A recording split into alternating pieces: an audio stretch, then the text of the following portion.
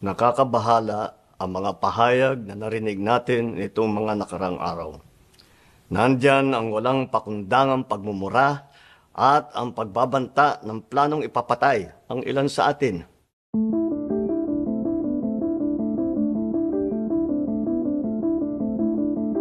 Kung ganun na lang kadali ang pagplano sa pagpatay ng isang presidente, paano pa kaya ang mga pangkaraniwan na mamamayan? Yang ganyang kriminal na pagtatangka ay hindi dapat pinapalampas. Yan ay aking papalagan.